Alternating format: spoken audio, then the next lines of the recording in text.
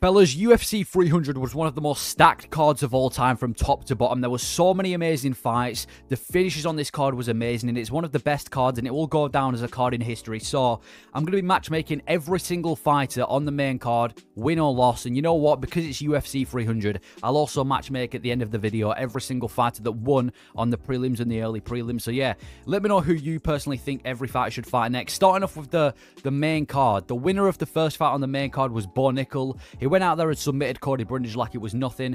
Well, actually, not like it was nothing. Cody Brundage put up a decent fight, but yeah, submitted Cody Brundage. Now I think, listen, I don't want to see Bo Nickel against a Can or a Dana White Contender Series fighter, or against, you know, just a fight that we all know he's going to win. Like, I don't want him to be in a matchup where it's like a lamb going to a slaughterhouse. I want to see Bo Nickel tested, and I want to see him pushed into the rankings. So, the first fight I've got for Bo Nickel is Chris Curtis. The reason is I think this would be a really, really interesting fight. Chris Curtis at one point had a 100% takedown defense record. You put him against a guy who's obviously a wrestling powerhouse in Bo Nickel, that's guaranteed to be a banger. And on top of that, he's also an amazing boxer, is Chris Curtis. He's an amazing striker. His power, his boxing, overall it's super crisp. He's coming off a loss to Brendan Allen, which is no shame because he almost won that fight. So I think Chris Curtis versus Bo Nickel will be an amazing fight to get Bo Nickel into the rankings of the middleweight division.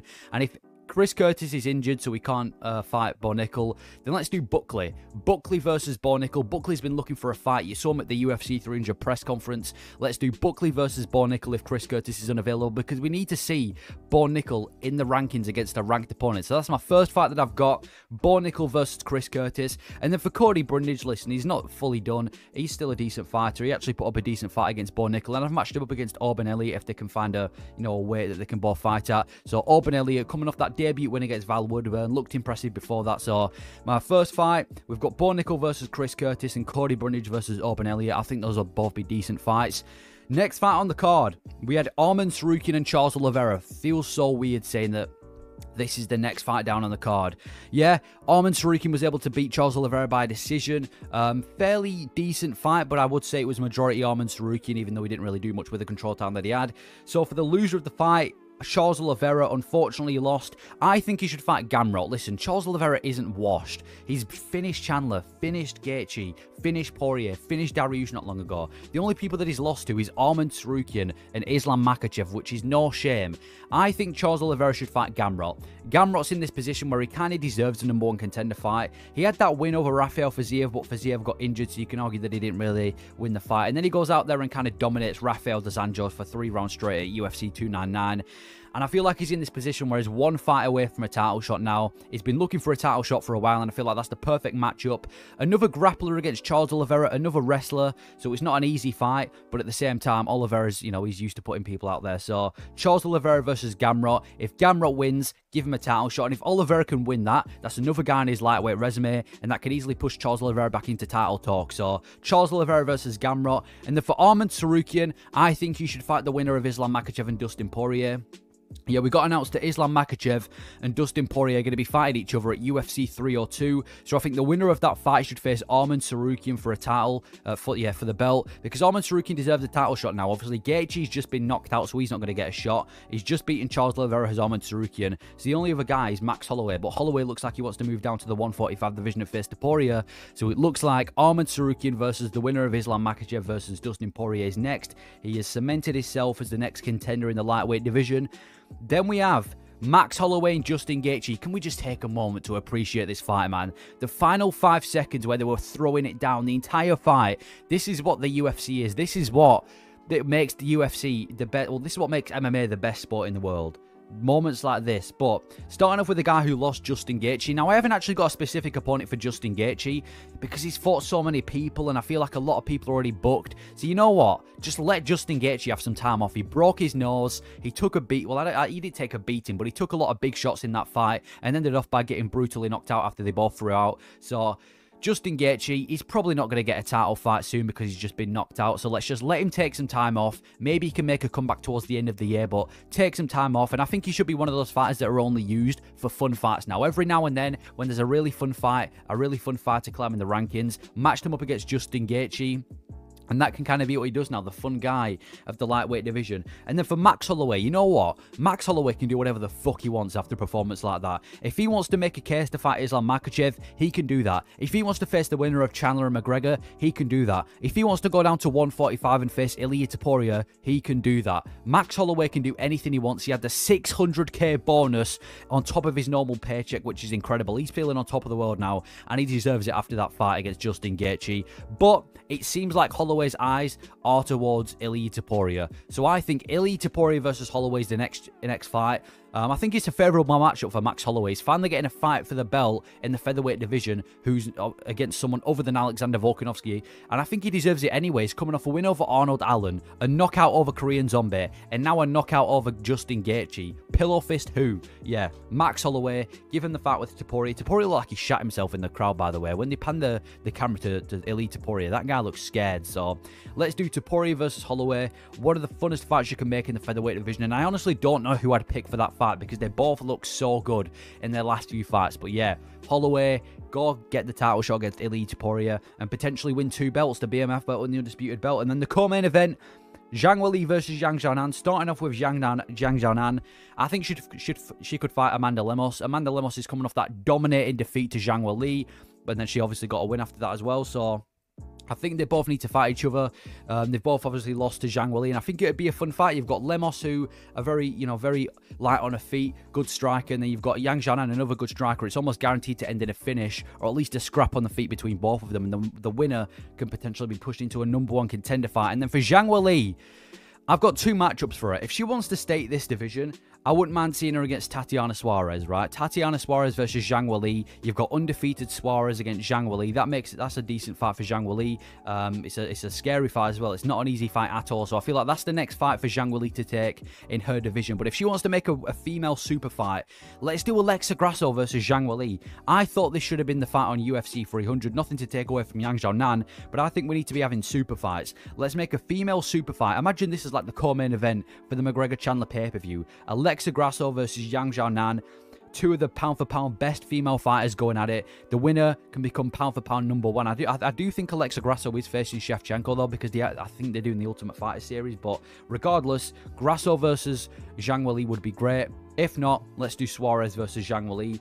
And then we have the main event. Oh my gosh, that knockout was amazing. Pereira walking towards him. Herb Dean tries stopping the action. He puts his hand out, walks forward, knocks him out with a left hook, and then points at him after like he's just seen a corpse on the ground. What a knockout by Alex Pereira. What a main event. Now for Jamal Hill, he's going to have to live this moment through. The trash talk that this guy had, he's going to have to live this moment through, man. He's going to be struggling on Twitter. I think he should fight Yuri Prochazka. Yuri said he wants a title shot. You've just lost to Pereira in November. I think it's too early to throw you back in a title shot, especially when you did kind of get caught. Well, not get caught, but you were losing that first round against Rakic. Yuri Prochazka versus Jamal Hill is such a fun fight. You've got the craftiness of Yuri Prochazka, the fact that he's always able to come back against Jamal Hill. Still a scary fighter is Jamal Hill. Don't get it twisted. Hill versus Yuri Prochazka. It's a fight I want to see. The winner can maybe get a title shot or at least be pushed into a #1 contender fight. And yeah, that's the fight I want to see. And then for Alex Pereira, it's got to be Magomed Ankalaev. Now, the thing that excites me about this matchup is usually when Pereira's in a title fight, I kind of know the route to victory. It's stay on the feet, land that big left hook. That was the game plan against Yuri Prochazka. That was the game plan against Jamal Hill. But facing Ankalaev, it's a completely new style. He's a grappler. He's the best grappler in the division. And he's got pop in his hands. We just saw him knock out Johnny Walker. And it's a legitimate threat to Alex Pereira. And the fact that no one is going to want Ankalaev to beat Alex Pereira. He's going to be the most hated villain in the UFC if he beats Pereira. This is a matchup that kind of excites me. Ankalaev versus Pereira, the clash of styles. If Pereira can beat Ankalaev, man, that's a really, really, really solid light heavyweight resume. And finally, the light heavyweight belt has stopped passing hands all the time. Anyway, now we've got the prelims. I did say I'm going to match every single fighter who won on the prelims against someone else. Starting off with Deiveson Figueiredo. Yeah, coming off a really, really good win over Cody Garbrandt. Now, for Deiveson Figueiredo, I've matched him up against Song Yudong. A lot of the fighters in the bantamweight division are already used up, so it's not like easy to match him up against someone because they've either got a fight booked or they should be matched up against someone else. So the first fight being Song Yudong makes sense because, first of all, it would be an absolute scrap. You've got the power and the striking of Song Yadong. And if Davis and Figueiredo can go out there and beat Song Yadong, that pushes him into a #1 contender fight, 100%. If Figueiredo can go out there and beat Song Yadong, #1 contender fight all day. Or Marlon Vera. Now, I did say I wouldn't mind seeing Marlon Vera versus Peter Yan, but if that fight falls through, Figueiredo versus Marlon Vera would be such a fun fight. You've got the striking of Marlon Vera. You've got the power of both of them. You've got the grappling of Davis and Figueiredo. That would be such a fun matchup. And again, another #1 contender. Well, not a #1 contender fight, but a fight that if Davis and Figueiredo wins, he can get a title shot from that. Because Figueiredo deserves it after that performance against Cody Garbrandt. Then we have Bobby Green coming off that brutal win over Jim Miller. Now, we called out Paddy Pimblett, but the UFC aren't going to make that matchup because he would absolutely brutalize Paddy Pimblett. That is actually one of the worst fights for Paddy Pimblett right now because Bobby Green's got great takedown defense and is scary on the feet. Yeah, he made that look so easy against Jim Miller. It wasn't too long ago when he knocked out Grant Dawson and destroyed Tony Ferguson as well. So I think Bobby Green, if he has fun fighting these elders, he seemed to have way too much fun beating up on Jim Miller in there. So let's put him against another elderly man. Rafael dos Anjos. Bobby Green versus Rafael dos Anjos. Two legends of the sport. They've both been around for so long, but it is not an easy fight for Bobby Green, and it is a step up in competition. Jim Miller's good, but Rafael dos Anjos he's still a dangerous guy. He's still well-rounded. He's still extremely tough. He was able to survive against Gamrot and Vicente Luque, both of those fights in which he did lose. And he needs a big step down in competition to what he's used to, does Dos Anjos. So I think him versus Bobby Green would be a fun fight. And don't get it twisted, Dos Anjos is still scary. It wasn't that long ago where he fought Renato Moicano and put an absolute beating on him. So he could do the same thing to Bobby Green, but I feel like it's a really interesting match. And if Bobby Green can beat Rafael dos Anjos, that's where we can start seeing Bobby Green face the top 10 of the lightweight division. And then we've got Jessica Andrade, who obviously beat Marina Rodriguez in a good decision win. I think she should fight Virna Jandiroba. Now, again, Andrade is in this weird position where she's practically lost to everyone who's ranked above her, but she's beaten most people ranked below her. She's in this weird spot where there's not many obvious fights to go for, but I think a fight between her and Virna Jandiroba makes sense, aka Raul Rosas Jr., because they haven't fought each other. It'll be a decent fight. Virna Jandiroba deserves a fight ranked higher than her now, so I think her versus Jessica Andrade is a fun fight. And if the winner of this fight could easily be pushed into a #1 contender fight as well, because Andrade is also coming off a good win over Mackenzie Dern as well. So Andrade versus Jandiroba. Let's see that one next. Then we have Money Moicano. Now, Money Moicano went out there and he looked really impressive. I mean, to do that to Jalen Turner, to finish Jalen Turner in the second round, that's really impressive. He's on a streak now, obviously, in his last fight before that as well, beating Drew Dober. Money Moicano, I think he needs a top 10 fight. I've been saying this. He needs a fight in the top 10 now. He's looked great recently. He's got great personality. I'm matching him up against Rafael Fiziev. That would be such a fun fight. You've got the striking of Rafael Fiziev. You've got the grappling of Money Moicano. You've got the danger of them both. You've got the fact that they both come to scrap every single time, win or loss. You look at Rafael Fiziev when he's winning or he's losing. It's fun. You look at Renato Moicano when he's winning or he's losing. It's fun.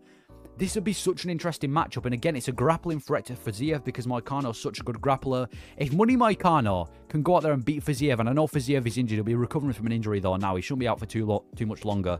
If Money Moicano can go out there and beat Rafael Fiziev, we might actually start seeing a Money Moicano title run. And if Fiziev can make a comeback from his injury against Gamrot and beat Money Moicano, that's a good statement-making performance to, get back up there in the rankings and of the lightweight division. So Renato Moicano versus Rafael Fiziev is the fight I've got next.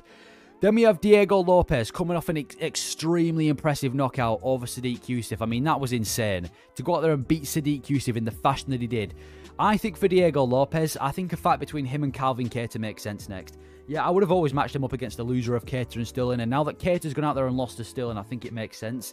I just don't think that Calvin Kattar's good enough for the top level of the featherweight division anymore. I mean, I know a lot of his fights have kind of been against him. He kind of got robbed against Josh Emmett. He got injured against Arnold Allen, but he's lost multiple times to the top level. And now that he's just gone out there and got beaten pretty comfortably by Aljamain Sterling, I think he needs to fight someone lower, and he needs to fight someone lower ranked. And I think there's no one else better to welcome into the rankings than to Calvin Kattar. So Diego Lopez, let Calvin Kattar welcome into the rankings. If Diego Lopez can beat Calvin Kattar, that's where he can start getting the #1 contender fights. That's where he can start facing the actual opponents, maybe even a rematch against Movsar Evloev. And if Calvin Kattar can go out there and stop one of the most interesting prospects in the UFC right now in Diego Lopes. Again, another big statement-making performance. Calvin Kattar can, get big fights from there. So I think it's a fight that makes sense. It'll be a fun fight on the feet because they're both such good strikers. So I've got Calvin Kattar versus Diego Lopes. Kayla Harrison coming off the win over Holly Holm, the submission in the second round. Yeah, Kayla Harrison is actually quite an interesting female fighter now. She can grapple, she's big, she's scary, she's got personality. I want to see her versus Pennington. Give her a title shot. It seems like the UFC are definitely going to do this. She's kind of like the new interesting female fighter in the UFC. So let's see her versus Pennington, and if she can beat Pennington, we might even see a super fight in the women's fight in the women's bantamweight division between between Harrison and Amanda Nunes. Imagine Nunes comes back and faces Harrison. That would be massive. But yeah, next I think we should do Pennington versus Harrison. It makes the most sense in my opinion, and it would actually be quite a good fight. And then we have Aljamain Sterling, like I just said, coming off that good win. Quite an underwhelming fight, but coming off a good win over Calvin Kattar. I think he should be thrown in a #1 contender fight against Brian Ortega. Yeah, the case going up, he was the former bantamweight champion, most defenses in the bantamweight history. And now that he's moved up, got a good, solid win over Calvin Kattar, he needs a #1 contender fight. And I think there's no better match to do it than Brian Ortega. Yeah, this would be an actual really interesting matchup because both of these, they're submission grapplers. Aljamain Sterling, he loves to take you down, slam you and get you back. And Brian Ortega, like we saw in his last fight against Yair Rodriguez, loves to look for the submission as well. Both fairly even on the feet as well. So Brian Ortega versus Aljamain Sterling. I need to see this fight next. Winner can get a title shot, but there's too many contenders in the featherweight division, so I feel like it's too early to say that Sterling deserves a title shot for getting a win over Kattar. But yeah, him versus Ortega, really intriguing grappling matchup. Yeah, that is me matchmaking every single winner on the prelims and every single fighter on the main card. Let me know your thoughts and if you agree with these matchups. Who do you personally think everyone should fight next? And thank you for watching.